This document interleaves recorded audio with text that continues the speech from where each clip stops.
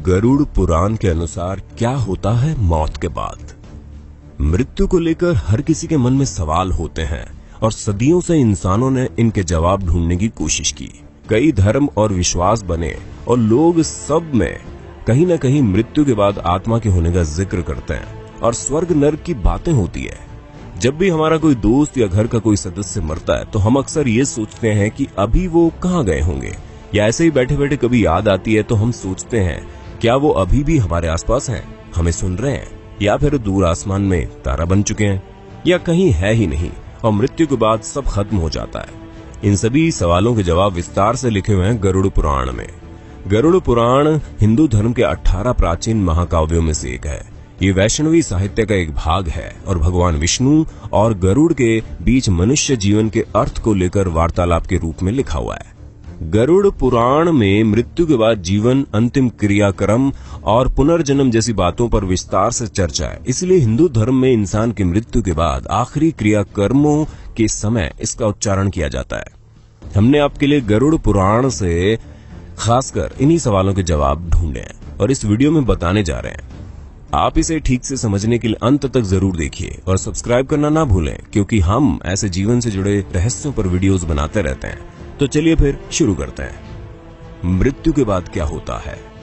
मृत्यु के ठीक पहले, मृत्यु के दौरान और मृत्यु के बाद क्या होता है, ये गरुड़ पुराण में अच्छे से समझाया गया है। जब एकदम से कोई इंसान की मृत्यु होती है तो हमारा रिश्ता एकदम से टूट जाता है और अक्सर ये कामना करते हैं कि क्या उनसे फिर कभी मिलना होगा या बात हो पाएगी।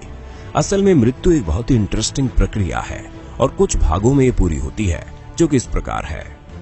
नंबर 1, अर्थ सोल चक्रों से डिस्कनेक्शन। मौत से लगभग 4-5 घंटे पहले इंसान के पैरों के नीचे स्थित अर्थ सोल चक्र अलग हो जाते हैं, जिसका मतलब है धरती की सतह से संबंध टूट जाता है। इंसान की मृत्यु से कुछ घंटे पहले उसके पैर ठंडे पड़ जाते हैं। जब मृत्यु का सही समय आता है तो कहा जाता है कि मृत्यु देवता यम आते हैं और आपकी आत्मा को लेकर चले जाते हैं। नंबर 2, एस्ट्रल कोड टूट जाता है। जब मृत्यु होती है तो एस्ट्रल कोड टूट जाता है, जो कि एक तरह से शरीर और आत्मा के बीच का कनेक्शन है। इस कोड के कटने से आत्मा शरीर से मुक्त हो जाती है और शरीर से बाहर और ऊपर निकल जाती है। अगर इतने लंबे समय तक शरीर में बने रहने की वजह से आत्मा को उसे छोड़ने में मुश्किल आती है तो वो छोड़ने से मना करती है। वो शरीर से निकलकर वापस घुस जाती है और इधर उधर गति करती है। हमें ये मरने के बाद चेहरे, हाथ या पैरों के मामूली हिलने से पता चलता है। जैसे हमारे लिए किसी की मृत्यु को स्वीकार करना मुश्किल होता है, वैसे ही आत्मा भी शरीर की मृत्यु को मानने से इनकार कर देती है और तब भी जिंदा रहने का एहसास रहता है। लेकिन एस्ट्रल कोड टूटने से ये शरीर से अलग हो चुकी होती है और वो वहां नहीं रह सकती। उसे शरीर से निकलकर ऊपर की तरफ जाना ही होता है, क्योंकि कोई चुंबकीय बल होता है जो उसे ऊपर की तरफ खींचता है। नंबर 3, भौतिक शरीर का अंत। इस चरण में आत्मा को उस कमरे में मौजूद लोगों के विचार एक शोर की तरह सुनाई देते हैं। वो चाहे उसके घर वाले हों या कोई भी, आत्मा उन सब से बात करने की कोशिश करती है और चिल्ला चिल्ला कर कहती है कि मैं भी मरा नहीं हूं, लेकिन उसे कोई नहीं सुन सकता।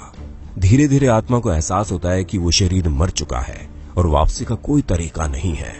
इस चरण में आत्मा लगभग 12 फीट या कहो कि छत की ऊंचाई पर तैर रही होती है और आसपास हो रहा सब कुछ सुनती और देखती है।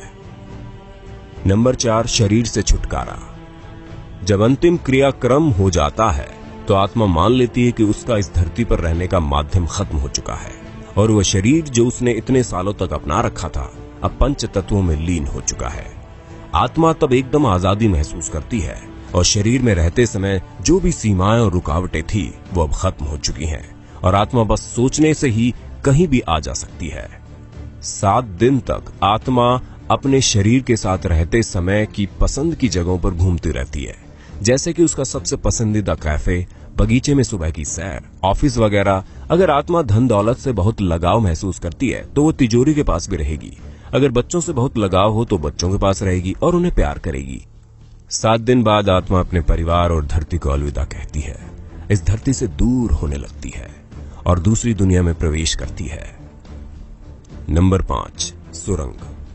कहते हैं कि एक बड़ी सी सुरंग होती है जो आत्मा को एस्ट्रल प्लेन तक पहुंचने से पहले पार करनी होती है और इसलिए कहा जाता है कि मृत्यु के बाद के 12 दिन बहुत महत्वपूर्ण होते हैं। हमें सारे अंतिम संस्कार और रीति रिवाज ठीक से करने होते हैं और प्रार्थना करनी होती है। हमें आत्मा से क्षमा याचना मांगनी पड़ती है ताकि वो अपने साथ कोई भी नकारात्मक भाव जैसे कि दुख, क्रोध या नफरत अपने साथ न ले जाए। कम से कम उसके परिवार और नजदीकी रिश्तेदारों को यही करना चाहिए। ये सारे रीति रिवाज, प्रार्थनाएं, सकारात्मक ऊर्जा आत्मा के लिए भोजन का काम करती है और उसे आगे की यात्रा में मदद करती है। उस सुरंग के अंत में बहुत तेज रोशनी होती है जो ये दर्शाती है कि वो एस्ट्रल वर्ल्ड में प्रवेश कर रही है। लेकिन अगर उसके घर वाले ये रीति रिवाज और प्रार्थना नहीं करते तो आत्मा सुरंग को पार नहीं कर पाती और फिर यही धरती पर फंस जाती है। वो ना तो एस्ट्रल प्लेन तक पहुंच पाती है और ना ही धरती पर कोई शरीर में होती है, इसलिए धरती पर ही भटकती रहती है। इसलिए किसी की मृत्यु के बाद भी उसके परिवार को अपनी जिम्मेदारी अच्छे से निभानी चाहिए और उसकी आत्मा को अंतिम यात्रा में मदद करनी चाहिए। नंबर 6, पूर्वजों से मिलाप। मृत्यु के बाद 11वें और 12वें दिन हिंदू सभ्यता में लोग होम, प्रार्थनाएं और रीति रिवाज करवाते हैं, जिससे आत्मा अपने पूर्वजों, नजदीकी दोस्तों, रिश्तेदारों और मार्गदर्शकों से मिलती है। पहले से मृत पूर्वज उसका ऊपरी दुनिया में स्वागत करते हैं और गले लगाते हैं, जैसे हम धरती पर अपने दोस्तों और परिवार को बहुत समय बाद मिलने पर लगाते हैं। उसके बाद आत्मा अपने मार्गदर्शकों के साथ धरती पर पूरी की हुई जिंदगी को महान कार्मिक बोर्ड की मदद से गहनता से परखा जाता है। यहीं पर एक दिव्य प्रकाश की उपस्थिति में पूरा जीवन देखा जाता है। नंबर 7, जीवन का सार। यहाँ पर कोई जज नहीं होता और ना ही कोई भगवान। आत्मा खुद ही अपनी जिंदगी की समीक्षा करती है, जैसे पूरी जिंदगी वो दूसरों को जज करती थी। आत्मा अपने साथ हुए बुरे के लिए क्रोधित होती है और बदला लेने की इच्छा रखती है। किसी का जो बुरा किया है उसके लिए पछताती है और उसके लिए खुद ही सजा मांगती है। जैसे कि आत्मा शरीर से और अपने मैं से नहीं जुड़ी होती, इसलिए आखिरी फैसला उसके अगले जीवन का आधार बनता है और इसी आधार पर आत्मा ही अगले जीवन के लिए रूपरेखा तैयार करती है, जिसे ब्लूप्रिंट कहते हैं। हर घटना और मुसीबतें जो झेलनी होगी और हर चेतावनी जिसका सामना करना होगा इस एग्रीमेंट में लिखी जाती है। यहाँ तक कि आत्मा उम्र, व्यक्तित्व और हालात भी खुद ही चुनती है।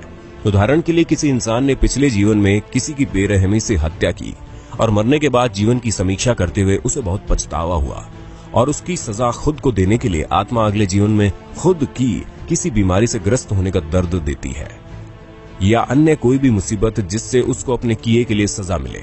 खुद को खुद ही जज करके आत्मा ब्लूप्रिंट बनाती है। जितना ज्यादा पश्चाताप होगा, आत्मा खुद को अगले जन्म में उतनी कठिन सजा देती है। इसलिए कुछ गलत करने पर किसी को माफ करना और किसी से माफी मांगना बहुत जरूरी है और हमें अपने जीवन में इसे अपनाना चाहिए।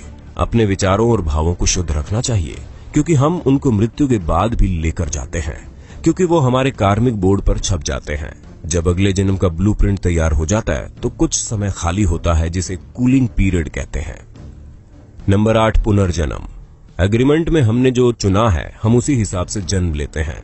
हम खुद ही अपने माता पिता चुनते हैं और माँ के गर्भ में या तो एग फॉर्मेशन के समय या चौथे 5वें महीने में प्रवेश कर जाते हैं, कभी कभी तो जन्म से एकदम पहले भी।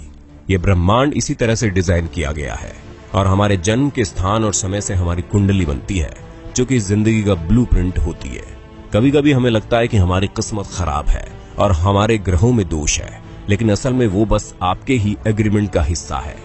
दोबारा जन्म के बाद अगर 40 दिन तक बच्चे को अपना पिछला जन्म याद रहता है और वो उसे याद करके अकेला होते हुए भी रोता है और हंसता है, उसके बाद पिछले जन्म की सारी याददाश्त चली जाती है और हम जिंदगी ऐसे जीते हैं जैसे हम पहले कभी थे ही नहीं।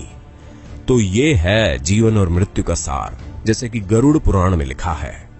अगली बार जब किसी दुख या समस्या के लिए भगवान या किस्मत को दोष दो तो याद रखना ये सब आपने ही चुना है और आपको ये स्वीकार करके उनका हिम्मत से सामना करना चाहिए और अगले जन्म में अच्छा हो सके उसके लिए अच्छे कर्म करें, सबसे प्यार से पेश आए।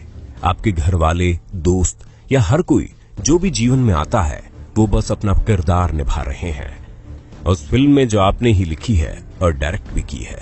इसलिए हम कभी मरते नहीं हैं, ये सफर चलता रहता है और हम दोबारा मिले, इसके बीच में एक लंबा ब्रेक हो सकता है और कुछ नहीं।